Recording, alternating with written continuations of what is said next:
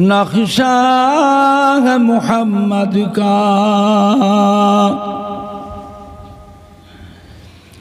कोई जन्नत में जाएगा, कोई दोज़ख में पहुंचेगा। मदीने की तरफ दौड़ेगा दीवाना मोहम्मद का। अल्लाहुम्मा सल्ले अला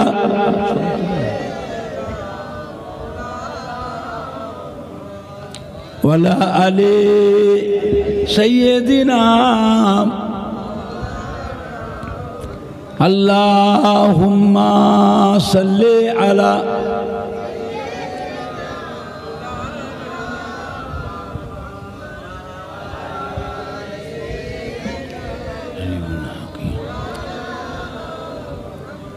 पैगंबरों का रौज़ा दिखा दे खुदाया, दरे मदद से मिला दे खुदाया। शराबे मोहब्बत पिला दे खुदाया। पैगंबरों का रौज़ा दिखा दे खुदाया। अल्लाहुम्मा सल्ले अला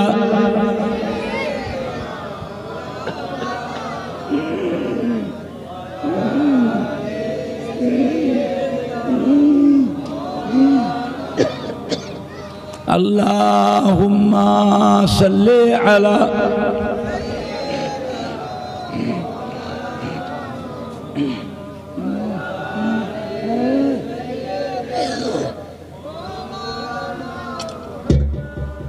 तौहीद का डंका आलम में बजवा दिया कमली वाले ने। तौहीद का डंका आलम में बजवा दिया कमली वाले ने। पी के पियाले कौसर के लूटेंगे मसाजी भर भर के। इन्ना आतैना कल कौसर फरमा दिया कमली वाले ने। तीनों मिला ईमान मिला, पढ़ने को लिए कुरान मिला। जो कुछ देने का था सब कुछ दिलवा दिया कमली वाले ने। बोलो ला इलाहा इल्लल्लाह, ला इलाहा इल्लल्लाह। आवाज़টা তো মোটা হয়েছে, একটু হালকা করে। লা ইলাহা ইল্লাল্লাহ।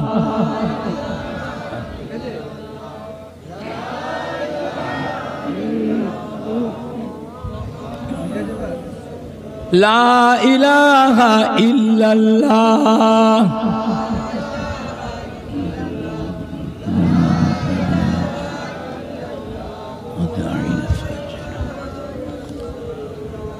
ला मक़सूदा इल्लल्लाह, ला मौजूदा इल्लल्लाह, ला मतलूबा इल्लल्लाह, ला महबूबा इल्लल्लाह, ला इलाहा इल्लल्लाह।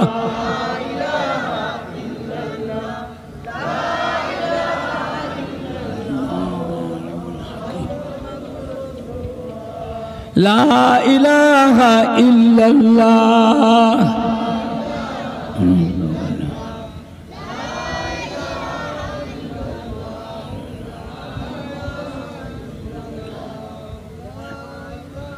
লা ইলাহা ইল্লাল্লাহ মুহাম্মাদুর রাসূলুল্লাহ আল্লাহুম্মা সাল্লি আলা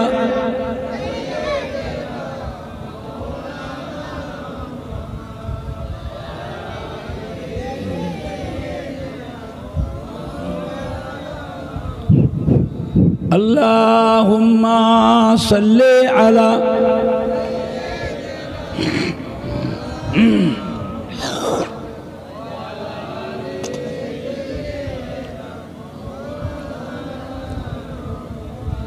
قال الله تعالى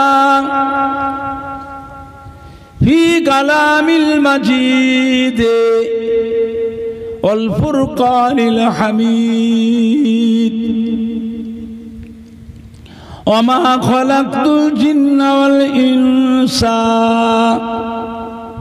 إلا ليعبدون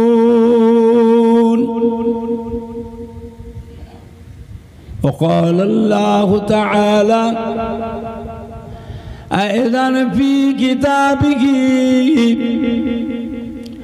قل إن كنتم تحبون الله فاتبعوني يحببكم الله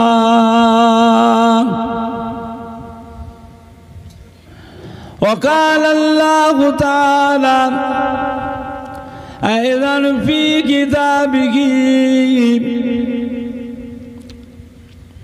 قل يا عبادي الذين أسرفوا على أنفسهم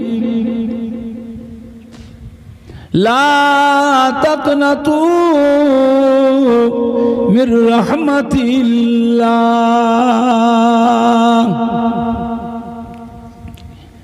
إن الله يغفر الذنوب جميعا إنه هو الغفور الرحيم وقال الله تعالى في آية أخرى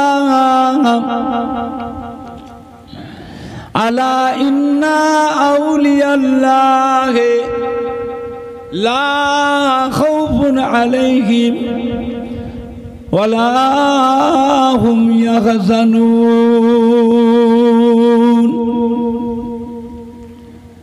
قال رسول الله صلى الله عليه وسلم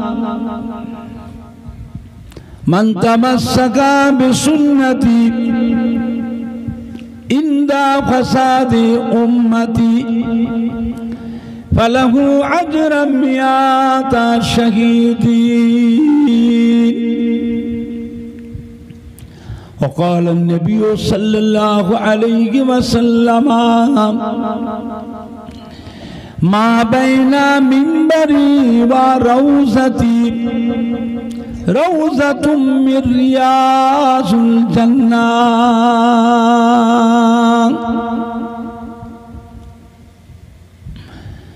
प्यारे हाज़रीन मजलिस আমার ইমানদার ভাইরা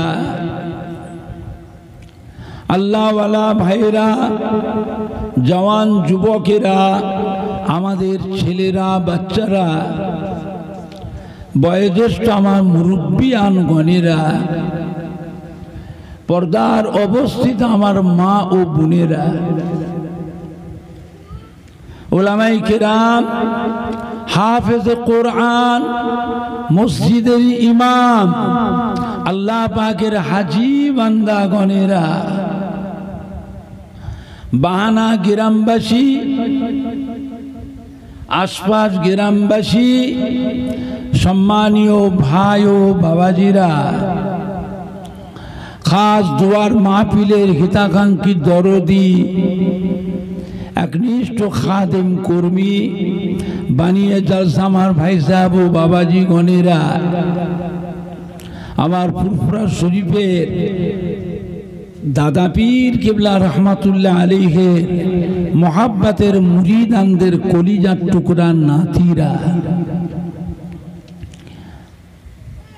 আমার ফুরফুরা শরীফের দাদা পীর কিবলা রহমাতুল্লাহ আলাইহির কলিজার টুকরা 5 হুজুর কিবলাগণের মোহাব্বতের মুরিদানদের সোনার টুকরা নাতিরা আমার ফুরফুরা শরীফের দাদা পীর কিবলা রহমাতুল্লাহ আলাইহির মোহাব্বতের খলিফাগণের মোহাব্বতের মুরিদানদের সোনার টুকরা নাতিরা আল্লাহ পাকের নিয়ামত যে আল্লাহ পাক আপনাকে আমাকে এমন একটা খাস দুয়ার মাহফিলে বসিয়েছে যে মাহফিলে দোয়া করলে দোয়াটাও আজকের দিনে আল্লাহ পাকের দরবারে কবুল হয়ে যায়।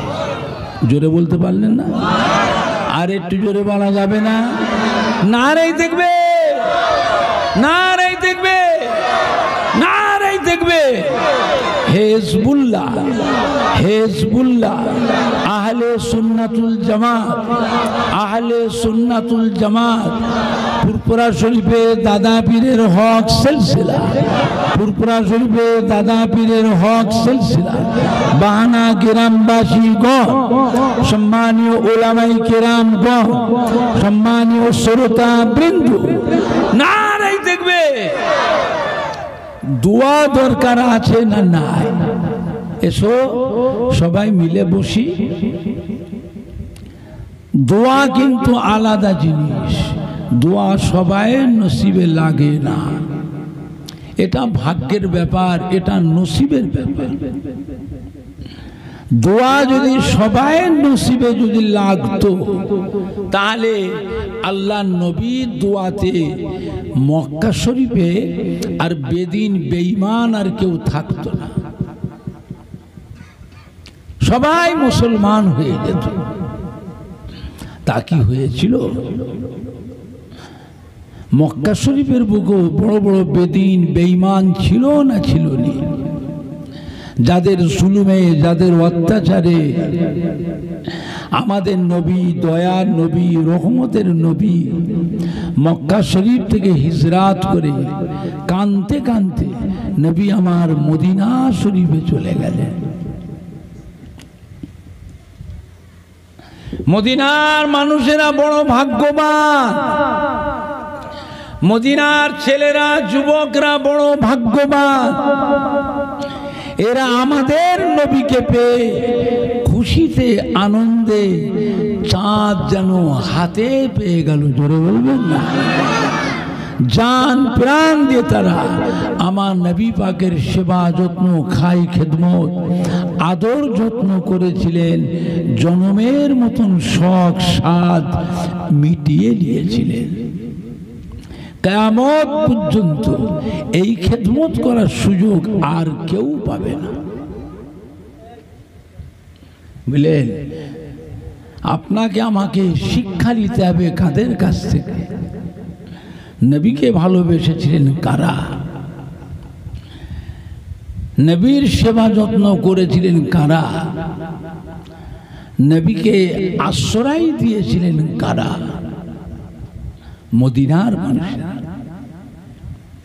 আমাকে আপনাকে শিক্ষা নিতে হবে মদিনার মানুষদের কাছ থেকে। ওয়াজ শোনার অভাব নেই, কত ওয়াজ শুনবে। এখন বলে মক্কা শরীফে যাবে, হজ করবে, আল্লাহর কাবার হজ করবে, মদিনায় যাওয়া লাগবে না, মদিনায় যাওয়া লাগবে না। জোরে বলুন নাউযুবিল্লাহ মিন যালিক। আবার মিসাল দেয়, মক্কা শরীফে 2 রাকাত নামাজ পড়লে 2 লক্ষ রাকাত নামাজের নেকি পাওয়া যায়। আর মদিনা শরীফে 2 রাকাত নামাজ পড়ে কত নেকি পাওয়া যায়? 1 লক্ষ রাকাত। তো সওয়াবের দিক দিয়ে, নেকির দিক দিয়ে বেশি কোন জায়গায়? কোন জায়গায়? মক্কা শরীফে 2 রাকাত নামাজ পড়লে 2 লক্ষ রাকাত নামাজের নেকি পাওয়া যায়। আর মদিনা শরীফে 2 রাকাত পড়লে 1 লক্ষ রাকাত নেকি পাওয়া যায়। তাহলে নেকির দিক দিয়ে বেশি হলো মক্কা শরীফ। তাহলে নেকি যদি পেতে যাও বেশি তো মক্কা শরীফ, আর যদি মদিনা শরীফ যাও নামাজের নিয়তে, সওয়াবের নিয়তে যাবে, জিয়ারতের নিয়তে যাওয়া চলবে না। জোরে বলুন নাউযুবিল্লাহ মিন যালিক। মক্কা শরীফে গেলে নেকি পাওয়া যায়, সওয়াব পাওয়া যায়, আর মদিনা শরীফে গেলে কি পাওয়া যায়? মাপ পাওয়া যায়। জোরে বলবেন না। এখন মাপ দরকার না সওয়াব দরকার? কোনটা দরকার? মাপ পেলি তো নাজাত পেয়ে গেল, মাপ পেলে নাজাত পেয়ে। নবীর কাছে গেলে মাপ পাওয়া যায়, আবার সওয়াবও পাওয়া যায়। বুঝতে পেরেছেন আমার ভাইজানরা, বাপজানেরা, যুবকেরা? আল্লাহ নেই ফরমাতে, যে ব্যক্তি আমার ওফাতের পর আমার মাজারের কাছে আসলো, আমার মাজারে সালাম দিল, আমার মাজারটা জিয়ারত করলো, কি বেটা ছেলে কি মেয়ে ছেলে, সে যেন আমি রাসূলুল্লাহ সাল্লাল্লাহু আলাইহি ওয়াসাল্লাম আমার সাথে জীবিত জিন্দা মুলাকাত করে গেল। জোরে বলুন সুবহানাল্লাহ, আরো জোরে বলুন সুবহানাল্লাহ। من زارني بعد مماتي فكأنما زارني في حياتي। আল্লাহ নে ফরমাতে, যে ব্যক্তি আমার ওফাতে পরে আমার মাজারের কাছে এসে দাঁড়িয়ে থাকলো, কি বেটা ছেলে কি মেয়ে ছেলে,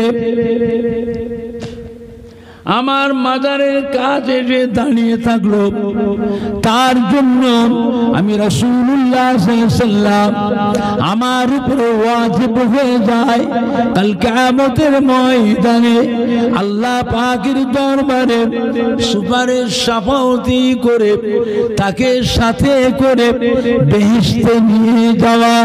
এটা আমি নবী আমার উপরে ওয়াজিব হয়ে যায়।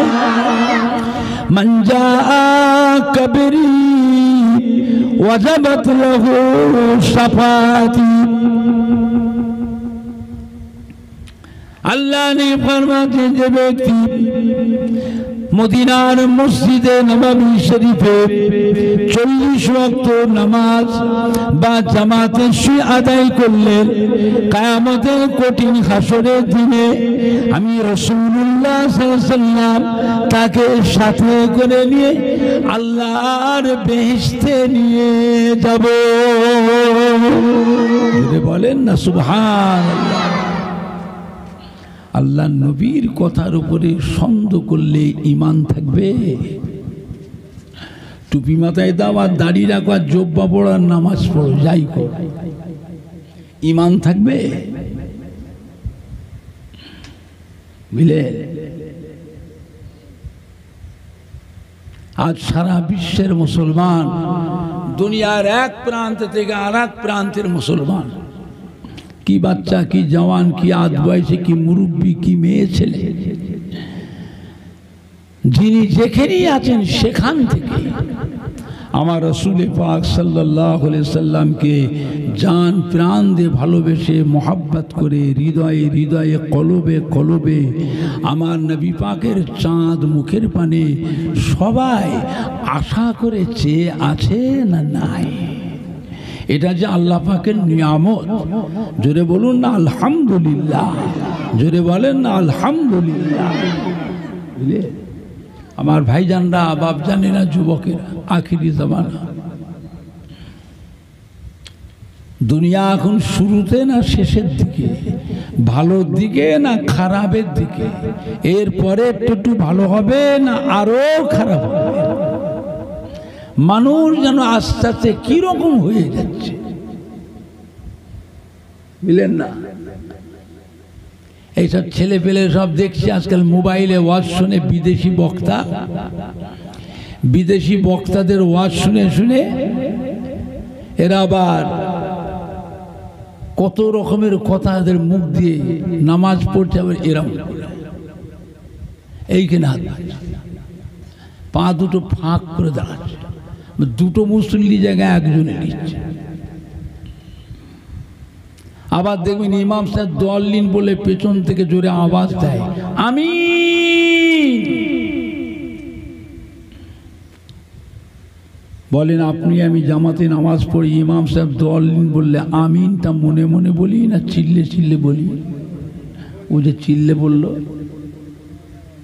ও যে চিল্লে বলল, তাহলে বুঝতে হবে আপনাকে ওর বাপদাদরা ছিল আমাদের মানুষ, এ কিন্তু আমাদের দল থেকে বেরিয়ে গেছে, ও আর আমাদের মধ্যে নেই। ওর সঙ্গে চলাফেরা বুঝে করতে হবে। কিছু কিছু মানুষের খালি মাথায় নামাজ পড়ে, খালি মাথায় না। বাজারে গেছো কি মাঠে গেছো কি চাকরি অফিসে গেছিলো, বাড়ি এসে মুখ হাত ধুয়ে আজান হচ্ছে, মসজিদ তাড়াতাড়ি করে জামাটা কাঁধে করলে মসজিদ। মসজিদে যে উঁচু করে পাঞ্জাবিটা পরে পকেটে হাত দিতে, টুপি নেই, টুপি নেই, যা টুপি ঘরে রেখে এসছি। এখন কি হবে? যাই মসজিদেও তো টুপি কিছু থাকে না, থাকে না, ওই টুপি মাথায় দিয়ে নামাজ পড়বো। মসজিদেও এসে দেখি টুপি নেই। মানে যেসব মুসল্লিরা খালি মাথায় এসেছিল মসজিদে, তার ওই মসজিদের টুপিগুলো মাথায় দিয়ে নামাজে দাঁড়িয়ে গেছে, আর টুপি নেই, ফুরিয়ে গেছে। এখন কি করবে? খালি মাথা দিয়ে নামাজ পড়বেন না মসজিদ থেকে নেবে ঘর যাবে? খালি মাথায় পড়ে অসুবিধা নেই, নামাজের কোনো অসুবিধা হবে না, নামাজ হয়ে যাবে। কিন্তু যদি দেখো ওই মানুষটিকে রোজ খালি মাথাতেই পড়ছে, কথা বুঝতে পারছেন না, পারছেন না? তাহলে বুঝতে হবে ওটা একটা আলাদা দল, ওটা কিন্তু আমাদের নয়, আমাদের দল থেকে বেরিয়ে গেছে। ওর বাপ দাদুরা আমাদের দলে ছিল, বুঝলেন? আবার জিজ্ঞেস করলে বলে মক্কা শরীফে করে। আরে মক্কা শরীফে করে বলে তুমি করবে? হ্যাঁ, মক্কা শরীফ আল্লাহর কাবা, এমন একটা ঘর যে ঘরে সারা বিশ্বের মুসলমান আসে না, আসে না, সারা পৃথিবীতে হাজার হাজার দলের মানুষও আছে না, নাই? প্রত্যেকটা দলের ভিতর থেকে কিছু কিছু কিছু কিছু মানুষ কাবা শরীফে আসে না, আসে না, তারা করে বলে আপনি করবেন? মক্কা শরীফে জানাজার নামাজ পড়ে সালাম পেরে একদিকে আসসালামু আলাইকুম ওয়া রাহমাতুল্লাহ হয়ে গেল, ইমামও চলে যাচ্ছে, মুসল্লিরও পালাচ্ছে। আর আমরা কি করব? আমরা যে হানাফি, আমরা কি? আমরা কোনো হানাফি। আপনি ডান দিকে সালাম পেরে দাঁড়িয়ে থাকবেন? দাঁড়িয়ে থাকবেন? আপনি কি করবেন? নিজের থেকে আর একটা সালাম নিজেকে বলে নিতে হবে, আসসালামু আলাইকুম ওয়া রাহমাতুল্লাহ। কথা বুঝতে পারছেন না, বলছেন না? তবেই হলো ইমাম মানা, বুঝলেন? আমার ভাইজানরা, বাপজানেরা, মক্কা শরীফে হানাফি, শাফি, মালিকি, হাম্বলি সব রকম মানুষ আছে, কোনো ঝগড়াও নেই, কোনো ফ্যাসাদও নেই, ফিতনাও নেই। আমাদের দেশে তা তো নয়, আমরা যে সবাই হানাফি, আমরা সবাই হানাফি। এখন আপনি বাস করছেন যেখানে পাশের বাড়িতে সে অন্য দলের মানুষ, আমাদের ছেলে মেয়েরা ওই বাড়িতে উঠাপটা করে, যাওয়া আসা করে, আস্তে আস্তে দেখছি আমাদের ছেলে মেয়েদের পরিবেশ খারাপ হয়ে অন্যরকম ভাব। তা তো লক্ষণ ভালো নাই, আমার পরিবেশ খারাপ করছে।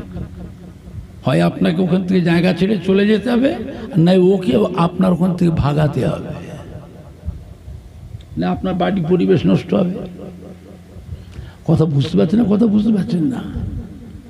আমার ভাইজানরা, বাপজানেরা, আখিরি জামানা এটা, এটা আখিরি জামানা।